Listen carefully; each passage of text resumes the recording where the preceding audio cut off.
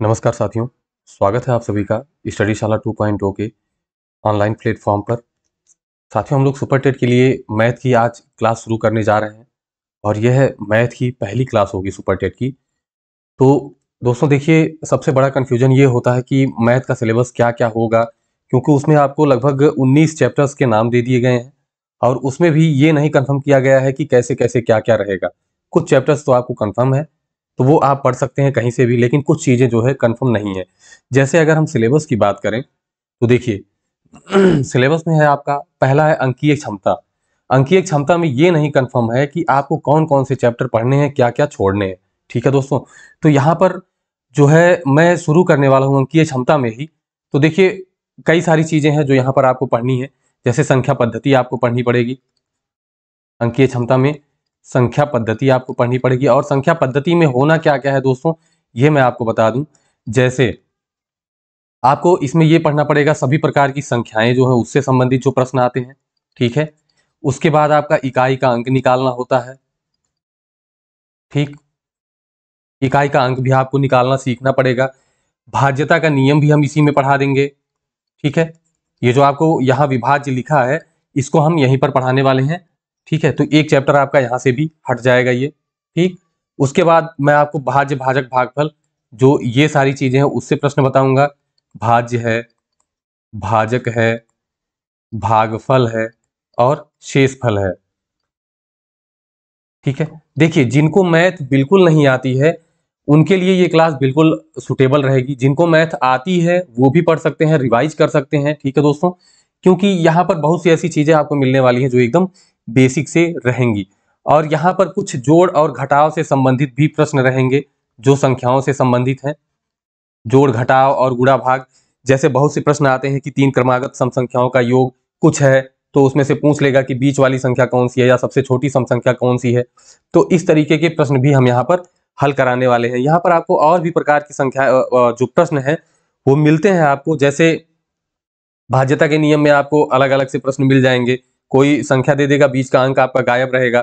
जैसे मान लीजिए दे दिया है 17, फिर यहाँ एक स्टार लगा देगा और 3 और ये कह देगा कि ये संख्या आपकी जो है 3 से भाज्य है।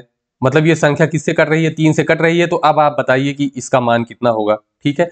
तो इस तरह के प्रश्न आपको मिलने वाले हैं यहाँ पर। ये सारी चीज़ें मैं धीरे-धीरे आराम से आप लोगों को पढ़ाने वाला हूँ। अभी आप लोगों के पास कम से कम 4 महीने का समय है, तो 4 महीने में हम लोग धीरे-धीरे करके ये जो है चीज़ें समाप्त करेंगे। और अंकीय क्षमता में देखिए आपको वर्ग वर्गमूल है, वर्ग वर्गमूल, घनमूल है, मतलब घन और घनमूल है। ये सारी चीज़ें भी आपको पढ़ने को मिलेंगी और यहाँ पर आपको मिलने वाला है लासा-मासा, ठीक है? लासा-मासा भी आपको यहाँ पढ़ना पड़ेगा। ये सारी चीज़ें आपको इसलिए पढ़नी पड़ेंगी क्योंकि संख्या पद्धति में ये चीज़ें आपसे पूछी जा सकती हैं, अंकीय क्षमता में ये चीज़ें आपसे पूछी जा सकती हैं, ठीक है? मान लीजिए घातांक और करड़ी तो बहुत कम ही पूछता है, फिर भी बता दिया जाएगा क्योंकि उससे आपका इकाई का अंक ज्ञात करने के लिए आएगा। यहीं पर हम लोग सरलीकरण भी पढ़ लेंगे, ठीक है? जो समीकरण आपको सरल करने के लिए दिया जाता है, जिसमें आप फ़ॉर्मूला पढ़ते हैं, बोर्ड मास वाला, ठीक है? चलिए, ये आपको ये चीज़ें भी बता दी जाएँगी यहीं पर, ठीक है? चलिए, ये चीज़ आप समझ गए, ये चीज़ें आपको इसमें धीरे-धीरे पढ़ाई जाएँगी। गणितीय संक्रियाओं में देखिए, सरलीकरण चाहे गणितीय संक्रियाओं में पढ़ लीजिए, चाहे यहाँ पढ़ लीजिए, ये चीज़ आपको एक ही पड़ेगी, ठीक? उसके बाद आपको मैं दशमलव पढ़ाने वाला हूँ। स्थानीय मान ये सारे चैप्टर्स ऐसे हैं कि एक ही दिन में आपका समाप्त हो जाएगा। भिन्न भी लगभग मैं कोशिश करूँगा 1 से 2 दिन में समाप्त करने की। ब्याज है, लाभ-हानि प्रतिशत, यहाँ से प्रश्न आपको बहुत ज़्यादा मिलने वाले हैं। तो ये चीज़ आपको बहुत अच्छे से पढ़ाएँगे। गुणनखंड भी हम आपको पढ़ाएँगे बहुत बढ़िया से। जब लासा-मासा पढ़ाएँगे तो हो सकता है वहीं गुणनखंड भी आपका समाप्त कर दिया जाए, ठीक है दोस्तों? उसके बाद आपका आता है ऐकिक नियम, तो ऐकिक नियम भी 1 दिन का चैप्टर है। अगर थोड़ा-सा बेस से चलेंगे तो 2 दिन भी इसमें लग सकता है। सामान्य बीजगणित है, जैसे समीकरण, सर्वसमीकाएँ, ये सारी चीज़ें यहाँ पर आपको पढ़ा देंगे। जैसे सूत्र आप जानते हैं a+b² इस तरीके की जो चीज़ें हैं, वो आपको सामान्य बीजगणित में मिलेगी। उसके बाद क्षेत्रफल आपका पढ़ना है। क्षेत्रफल जैसे जितनी भी आकृतियाँ होती हैं हमारी, वर्ग है, वृत्त है, आयत है, इन सब का क्षेत्रफल हम लोग पढ़ लेंगे। त्रिभुज है। उसके बाद औसत, ये भी जो है बहुत बार पूछा जाने वाला प्रश्न है, इसमें से भी प्रश्न बनते हैं। आयतन से थोड़े कम प्रश्न बनते हैं, लेकिन हम लोग इसको पढ़ेंगे। नॉर्मली पढ़ लेंगे ताकि आपके दिमाग में एक बना रहे, चित्र बना रहे इसका। अनुपात समानुपात से प्रश्न आपको मिलेंगे और ये हम बहुत अच्छे से पढ़ने वाले हैं। अनुपात समानुपात भी पढ़ेंगे, इसको हम यहाँ इतना पीछे नहीं पढ़ाएंगे, इसको हम यहीं बीच में ही पढ़ाएंगे, ठीक है। देखिए सर्वसंख्या, सर्वसंख्या भी उसी में हो जाएगा, आपको पता भी नहीं चलेगा कि सर्वसंख्या आपको आ गई है। उसके बाद सामान्य ज्यामिति जो है, अभी हमने बताया आपको, वर्ग, आयत, वृत्त, क्षेत्रफल, ये सारी चीजें इस ज्यामिति में भी आती हैं। और देखिए सांख्यिकी आपका, माध्यमातिका, बहुलक, ये सारी चीजें हैं। ज्यामिति में थोड़ा सा आपको साइन कॉस थीटा, ये साइन थीटा कॉस थीटा, इसमें भी थोड़ा सा आपको बता देंगे, कोण के मान जो है कभी कभी पूछ लेता है। तो ये आपका रहा सिलेबस, और इसको हम लोग धीरे धीरे कवर करेंगे, बहुत जल्दीबाजी में नहीं चलने वाले हैं। तो अभी मान के चलिए कि आपके पास 3 से 4 महीने का समय है, 4 महीना तो मान के चलिए, उसके बाद ही एग्जाम होना है, लगभग अगस्त के आसपास में हो सकता है कि एग्जाम हो जाए। तो मान के चलिए, तो उसी हिसाब से आप अपनी तैयारी करते रहिए। देखिए मैं ये नहीं कह रहा हूं कि आप एकदम मेरे भरोसे ही रहिए कि मैं ही सारी चीजें आपको पढ़ा दूंगा या जैसा भी हो, लेकिन अगर आप पढ़ते हो, मैं जब कोई भी चैप्टर पढ़ाऊं तो आप बिल्कुल यहाँ पर पढ़ सकते हैं, बड़े आराम से पढ़ सकते हैं, आपको चीजें समझ में भी आएंगी। यदि आप कहीं और से भी पढ़ना चाहें तो बिल्कुल आप पढ़ सकते हैं, स्वतंत्र है। देखिए आपका सिलेक्शन मायने रखता है। मैं चाहता हूं कि आप अध्यापक होकर बेसिक शिक्षा विभाग में एकदम निश्चित कर लें कि आपको आना है, ठीक है। तो आप बिल्कुल कहीं से भी पढ़ते रहें। हाँ एक चीज है, कोई बुक एक होनी चाहिए आपके पास, जब मैं यहाँ पर पढ़ाऊंगा तो उसका रिवीजन आपको करना पड़ेगा, क्योंकि अगर मैं ज्यादा रिवीजन यहाँ पर कराऊंगा तो आपका समय ज्यादा लगेगा, ठीक है दोस्तों। तो चलिए आप लोग एकदम लगे रहिए, तैयारी करते रहिए। अब हम लोग आगे बढ़ते हैं हमारे संख्या पद्धति को शुरू करने के लिए, ठीक है। पहला चैप्टर हम लोग शुरू करेंगे संख्या पद्धति से, और संख्या पद्धति में जो हम लोग पढ़ने वाले हैं, सबसे पहले देखिए संख्या और अंक में अंतर थोड़ा सा समझ लीजिए। जब हम लोग बेस से चल रहे हैं तो बिल्कुल बेस से समझते हुए चलेंगे। तो संख्या क्या होती है और अंक क्या होता है, ठीक है। देखिए जैसे हम गिनती लिखते हैं, 1 है, 2 है, 3, 4, 5, इस तरह से हम गिनती लिखते हैं, ठीक है। ये गिनने में प्रयोग करते हैं इसका हम लोग। तो गिनती में जो ये चीज आती है, एक एक आपने लिखा है, इसको हम कहते हैं अंक। क्या कहते हैं? अंक कहते हैं, ठीक है।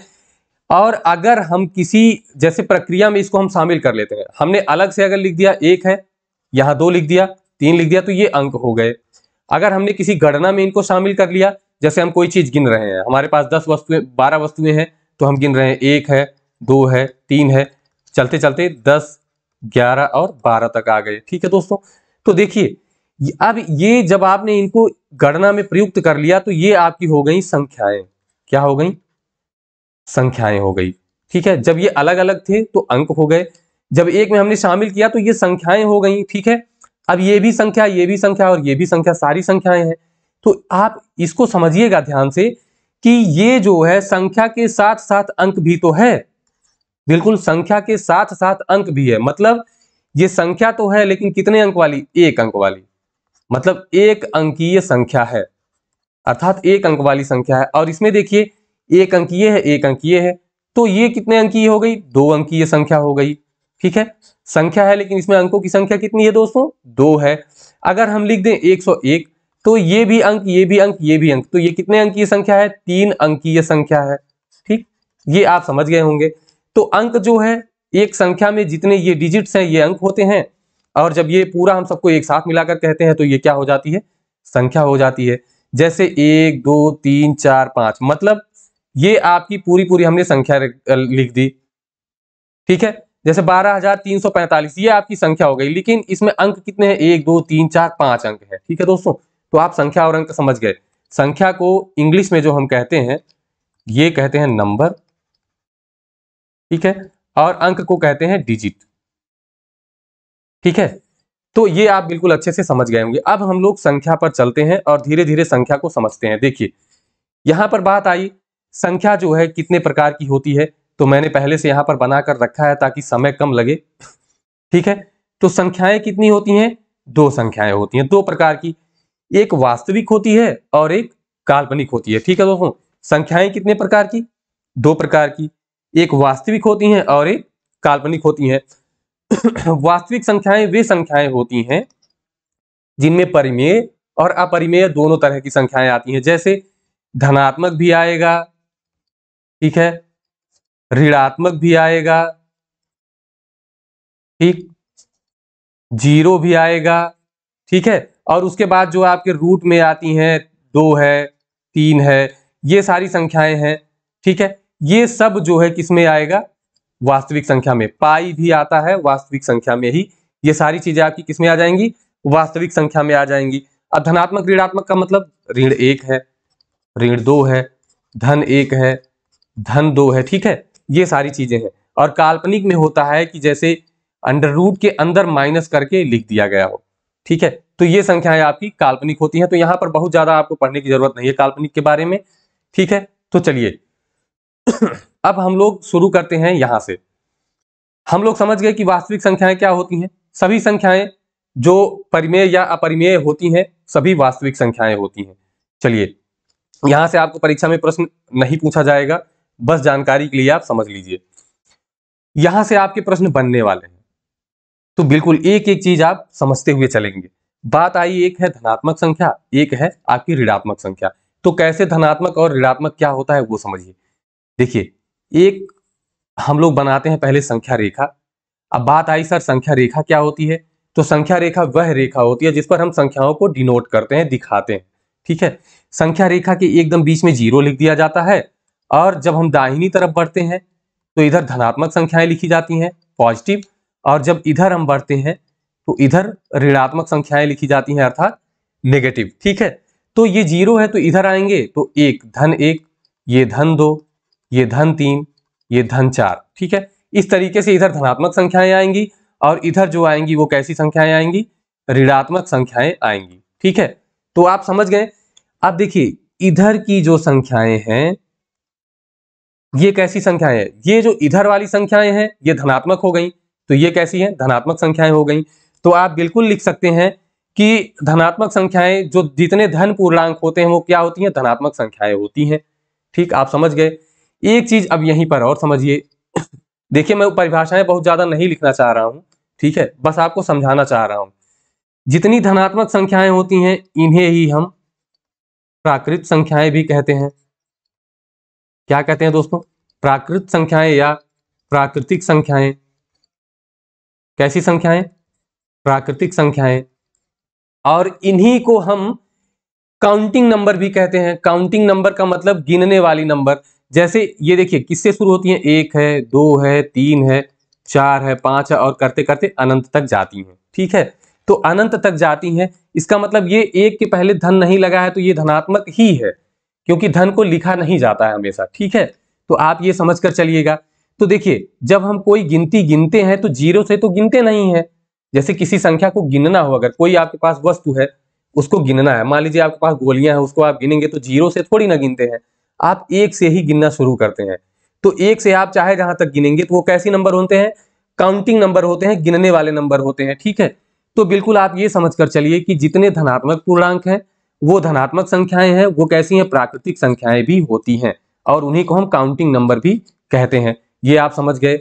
और ये संख्या रेखा में 0 के बाद आती हैं, 0 के दाहिनी तरफ आती हैं, ये आप देख लिए हैं, ठीक है।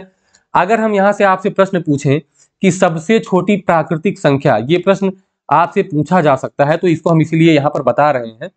सबसे छोटी प्राकृतिक संख्या तो क्या होगी, 1 हो जाएगी, ठीक है। क्या होगी, 1 हो जाएगी।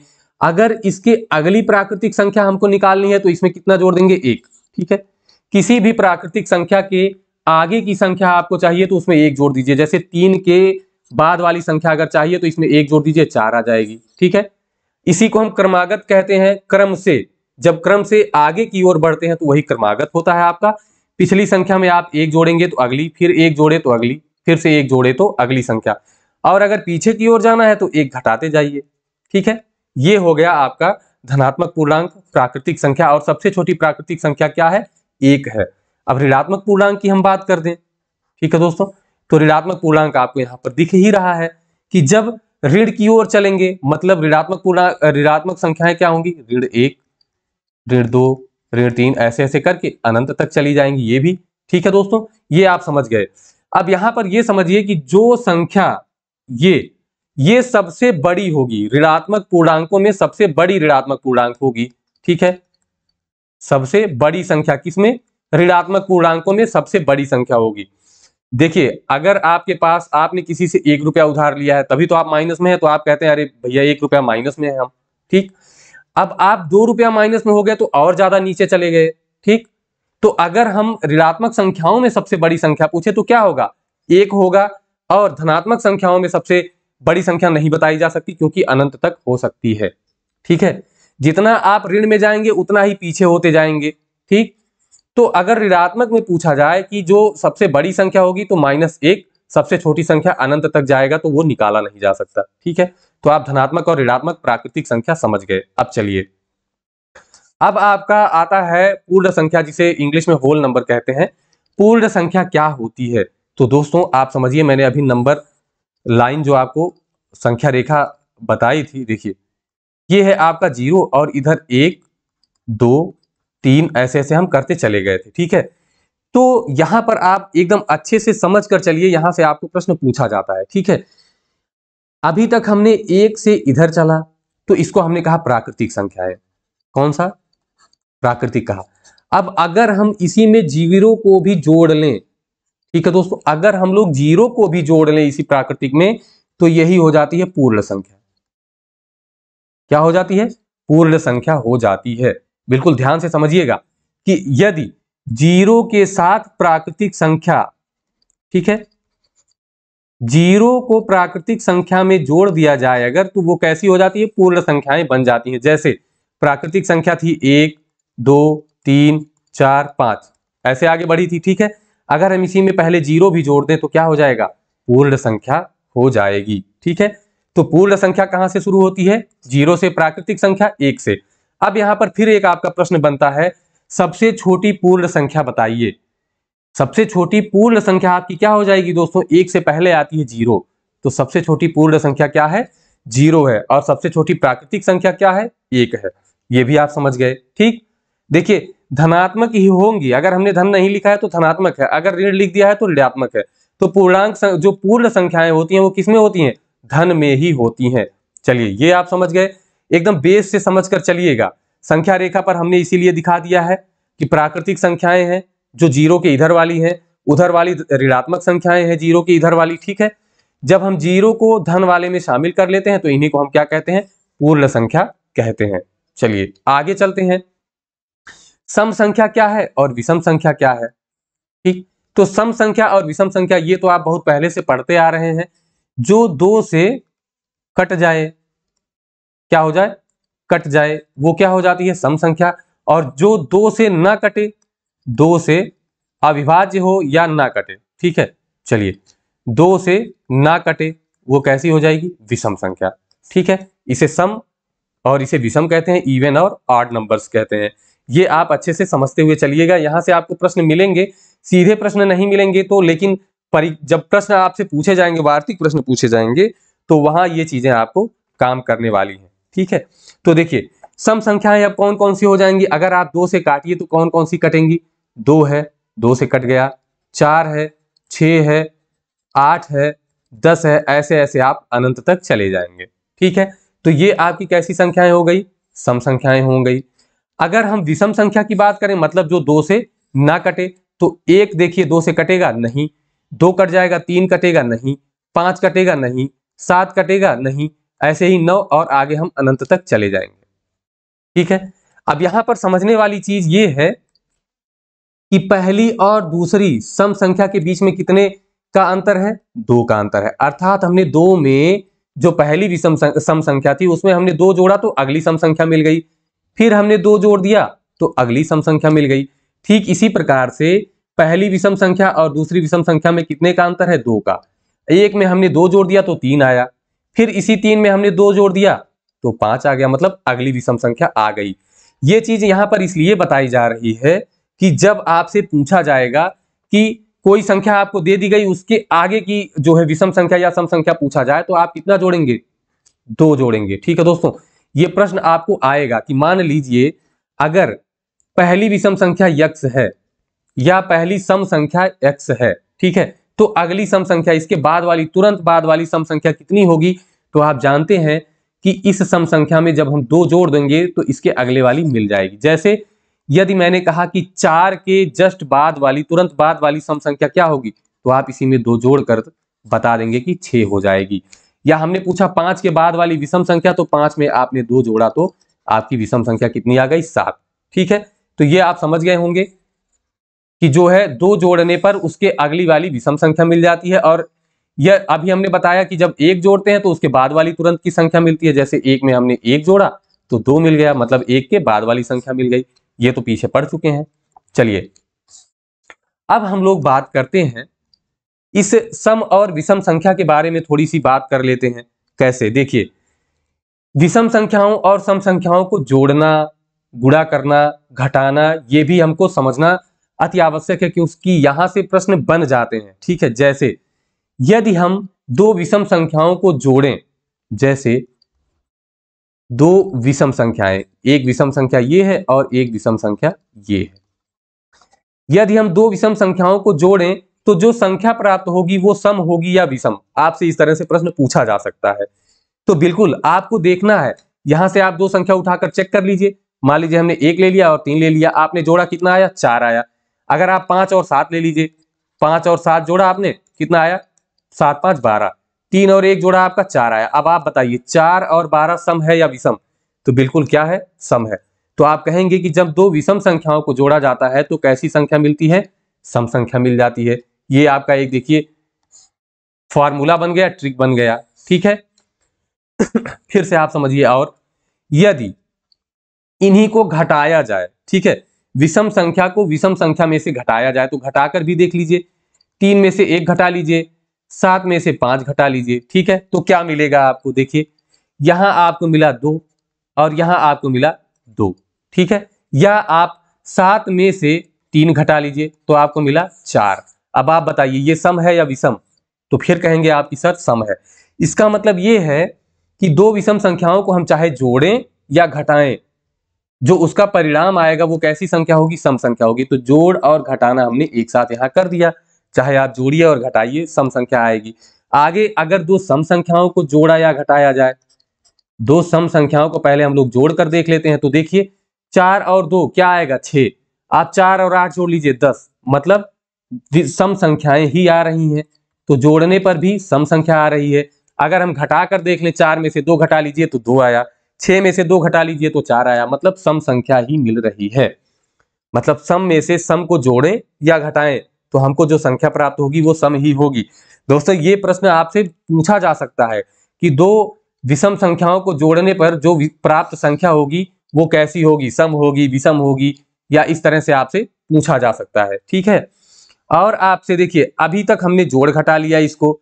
अब देखिए यदि हम सम को विषम से जोड़ें या घटाएं, चलिए सम में विषम जोड़ लीजिए क्या होगा। तो फिर से हम लोग ट्राई कर लेते हैं।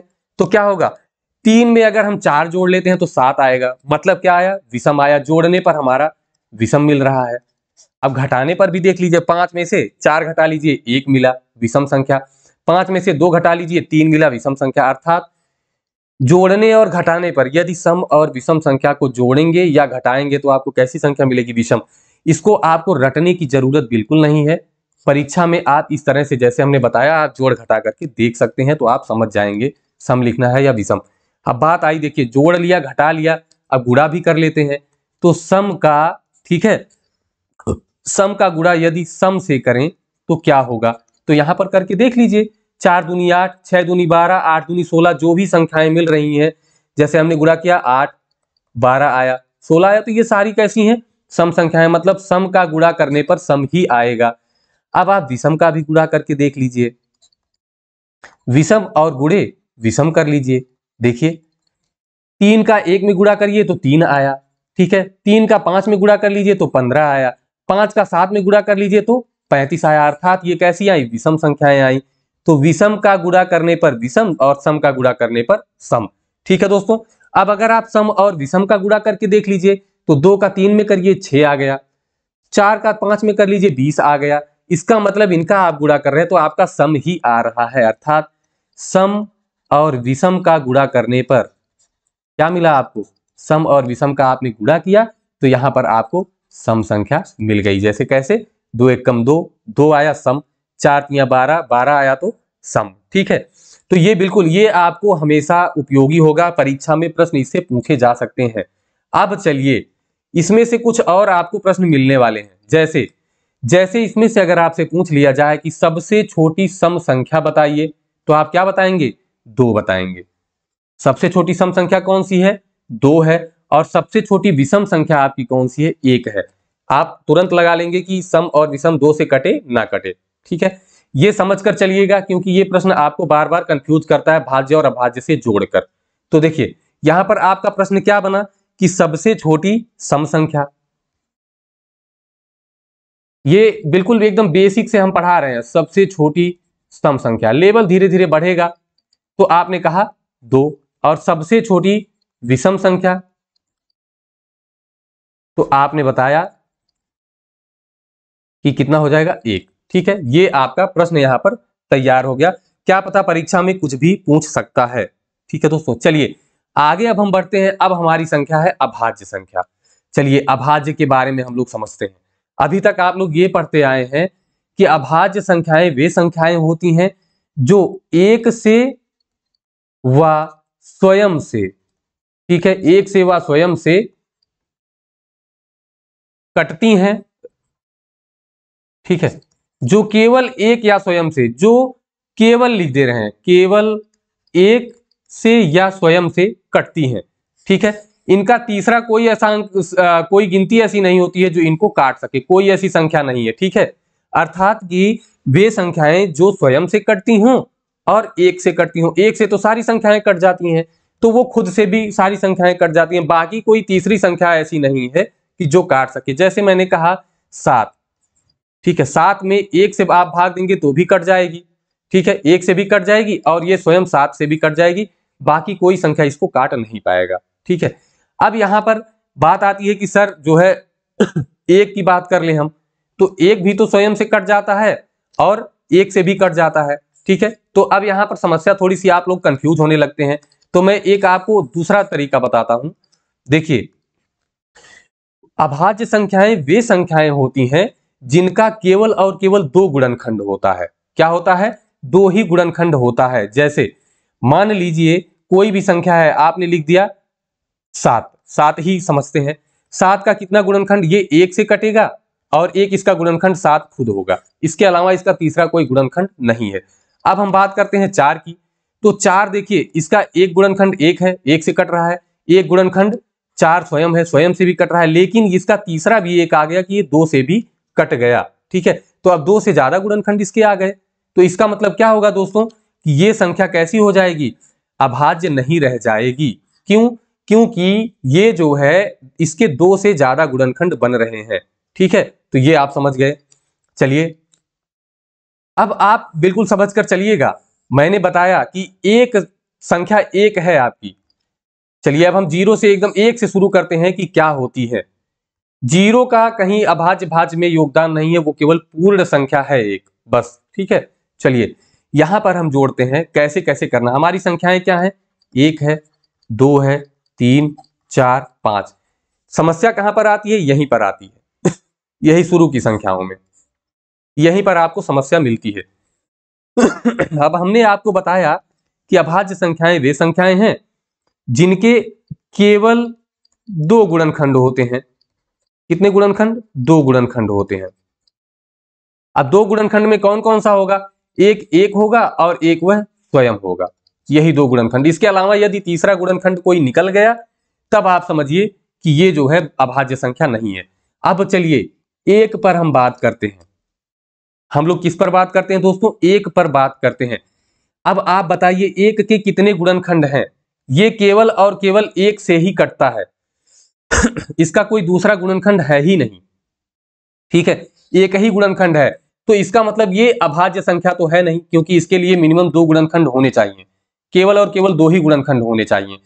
तो अब आपकी जो एक संख्या है ये अभाज्य में से बाहर हट गई, क्योंकि ये अभाज्य नहीं है। ठीक है, अब चलिए 2 पर बात करते हैं हम। 2 का गुणनखंड आप करेंगे तो केवल 2 और 1 मिलेगा, मतलब 2 ही गुणनखंड इसके मिलेंगे। तो अब अभाज्य संख्या आपकी शुरू होती है यहां से। 2 आपकी अभाज्य संख्या है, इसके बाद आपकी अभाज्य संख्या 3 है। 4 देखिए, 4 का जो है अभी हमने बताया कि ये भाज्य है। ठीक है, तो ये कट जाती है। अब 2 है, 3 है, 5 है, 7 है, 11 है, 13 है, 17 है, 19 है। ये सारी संख्याएं क्या है? ये आपकी अभाज्य संख्याएं। ऐसे ऐसे बढ़ते बढ़ते इनफाइनाइट तक चला जाएगा। ठीक है, तो दोस्तों ये चीज आपको ध्यान रखने वाली बात है कि जो 2 है ये जो है क्या है, अभाज्य संख्या है। ठीक है, अब एक चीज आपने और पढ़ा कि 2 क्या है, सम संख्या भी है और अभाज्य संख्या भी है। ठीक है, तो आपसे प्रश्न कैसे भी पूछ सकता है कि सबसे छोटी अभाज्य संख्या बताइए, तो आपको बताना है 2। सबसे छोटी सम संख्या बताइए, तो आपको बताना है 2। एक नहीं बताना है अभाज्य संख्या में, क्योंकि एक अभाज्य संख्या नहीं है। ठीक है, तो सबसे छोटी अभाज्य संख्या 2, सबसे छोटी सम संख्या 2। आपसे पूछ ले कि सम अभाज्य संख्या कौन सी है, मतलब कि या अभाज्य सम संख्या कौन सी है, अभाज्य सम संख्या। अब दोस्तों आप केवल और केवल एक ही संख्या आपको मिलेगी 2, जो सम भी है और अभाज्य भी है। बाकी सारी संख्याएं जो हैं, वो जितनी सम संख्याएं हैं वो सारी भाज्य हैं, अभाज्य नहीं है। तो देखिए सम अभाज्य संख्या केवल एक ही है 2, या इसी को आप अभाज्य सम संख्या कह सकते हैं, और सबसे छोटी अभाज्य संख्या आपकी क्या है, 2 है। ठीक है, अब आगे हम लोग बढ़ते हैं, हम लोग भाज्य संख्या पर आते हैं कि भाज्य संख्याएं क्या है। तो आप समझते हैं कि जिनका 2 से अधिक गुणनखंड हो, 2 से अधिक गुणनखंड। ठीक है, गुणनखंड भी आपको हम पढ़ाएंगे। ठीक है, या कोई वो संख्या जो स्वयं और एक के अलावा किसी तीसरी संख्या से भी कट जाए। ठीक है, अब देखिए फिर से हम गिनती लिखते हैं, 1 है, 2 है, 3 है, 4 है, 5 है, 6 है, ऐसे हम आगे करते चले जाएंगे। तो अब मैंने बताया कि 1 ना तो भाज्य है ना तो अभाज्य है, 1 को आपने बाहर कर दिया। उसके बाद मैंने बताया कि 2 और 3 कैसी संख्याएं हैं, अभाज्य संख्याएं हैं, इनको भी बाहर कर दिया। तो आपकी जो भाज्य संख्या शुरू होगी वो कहां से शुरू होगी, तो साथी यही याद रखने वाली बात है, आपकी भाज्य संख्या 4 से शुरू होगी। अर्थात सबसे छोटी भाज्य संख्या अगर आपकी पूछी जाए तो क्या हो जाएगी, 4 हो जाएगी। आपसे अगर प्रश्न पूछ ले कि सबसे छोटी भाज्य सम संख्या, भाज्य सम संख्या, तो क्या बताएंगे आप दोस्तों, 4 इसका भी उत्तर होगा। क्योंकि सबसे पहले आपको भाज्य देखना है, तो भाज्य ठीक है, 4 तो भाज्य है ही, लेकिन आपको सम संख्या भी देखना है। तो सम संख्या आपकी कहां से शुरू होती है, 2 है, 4 है। तो 2 आप जानते हैं जो सबसे छोटी सम संख्या है वो कैसी है, अभाज्य है। और यहां पर आपसे भाज्य पूछा है, तो सबसे छोटी भाज्य सम संख्या क्या हो जाएगी, 4 हो जाएगा। ये भी आपका एक प्रश्न यहां पर तैयार हो गया है। ठीक है दोस्तों, अब देखिए, चलिए अब हमने समझ लिया भाज्य और अभाज्य संख्या। ठीक है, अब यहां पर एक चीज आपको और अच्छी सी समझने वाली है। ठीक है, अभाज्य संख्या में प्रश्न आपसे पूछा जाता है कि 1 से 50 के बीच कितनी अभाज्य संख्याएं हैं, या 51 से 100 के बीच कितनी अभाज्य संख्याएं हैं। ठीक है दोस्तों, 1 से 50 के बीच कितनी अभाज्य संख्याएं हैं, 51 से 100 के बीच कितनी अभाज्य संख्याएं हैं, या 1 से 100 तक कितनी अभाज्य संख्याएं हैं। तो इसको आप एकदम याद कर लीजिए कि 1 से 50 के बीच 15 अभाज्य संख्याएं होती हैं, 51 से 100 के बीच 10 अभाज्य संख्याएं होती हैं, और 1 से 100 के बीच अब आप समझ सकते हैं कि ये 1 से 100 तक तो हो ही गया। अगर 1 से 50 तक 15 और 51 से 100 तक 10, तो ये दोनों आप जोड़कर कितना कर देंगे, 25। ठीक है साथियों, ये आप समझ गए कि जो है 1 से 50 तक 15 अभाज्य संख्याएं। क्योंकि जब आप वहां परीक्षा में निकालने लगेंगे, अगर आपसे पूछ भी लिया तो आप निकालने बैठ जाएंगे तो बड़ा समय लग जाएगा। ठीक है साथियों, तो ये आप बिल्कुल समझ गए होंगे। ठीक, चलिए यहां से प्रश्न वही बनते हैं कि सबसे छोटी, सबसे बड़ी, अभाज्य संख्या, भाज्य संख्या, सम संख्या, ये आप याद करते चलिएगा, समझते हुए चलिएगा। अब बात आती है परिमेय संख्या। ठीक है, तो यहां से आपको थोड़ा सा समझ लेना, एक प्रश्न है जो बार बार बनता है, मैं वही यहां पर समझाना चाहूंगा आप लोगों को। देखिए, परिमेय संख्या वे संख्याएं होती हैं जिन्हें p/q के रूप में लिखा जा सके, भिन्न के रूप में लिखा जा सके। यहां पर q जो है 0 नहीं होना चाहिए। अगर 0 हो जाएगा तो इसका मान इनफाइनाइट हो जाएगा, जो कि वो संख्या जो है मान्य ही नहीं है। ठीक है, अगर यहाँ नीचे 0 है तो वो संख्या मान्य ही नहीं होती है।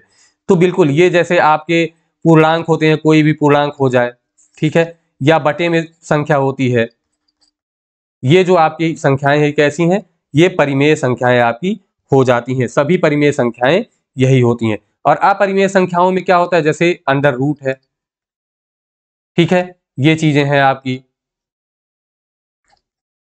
ये अंडर रूट वाले हैं, या इन्हीं को आप माइनस में कर दीजिए, तो ये अपरिमेय संख्याएं होती हैं। एक जो बार बार प्रश्न आपका पूछता है पाई, ठीक है, पाई अपरिमेय संख्या है या नहीं है, तो आप बिल्कुल बताइएगा कि पाई कैसी संख्या है, अपरिमेय संख्या है। देखिए ये लोग गलत क्यों करते हैं, पाई का मान होता है 22/7, तो लोगों के दिमाग में ये चलता है कि जब पाई का मान 1 है 22/7 तो ये तो परिमेय है। तो दोस्तों मैं फिर से बता रहा हूं कि 22/7 तो परिमेय है, लेकिन पाई कैसी संख्या है, अपरिमेय है। ये कई बार परीक्षा में पूछा जा चुका है, टेट में भी पूछा जा चुका है, शायद सुपर टेट में भी पूछा गया था। तो ये आप प्रश्न बिल्कुल गलत नहीं करेंगे कि 22/7 तो परिमेय है, लेकिन जो पाई है वो अपरिमेय है।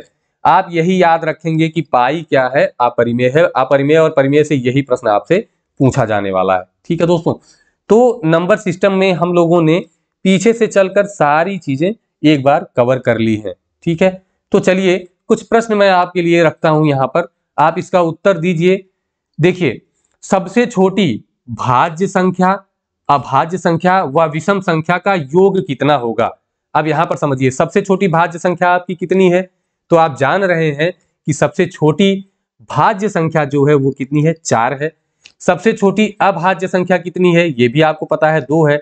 और सबसे छोटी विषम संख्या कितनी है, ये भी पता है, 1 है। तो इसका योग आप कर लीजिए, 4 2 6 1 7, तो आपका ऑप्शन बी सही होगा, 7। बहुत अच्छे से समझते हुए चलिएगा। फिर हम आते हैं, अगला प्रश्न हमारा है कि ए व बी दो विषम संख्याएं हैं। ए और बी कैसी संख्याएं, विषम संख्याएं हैं।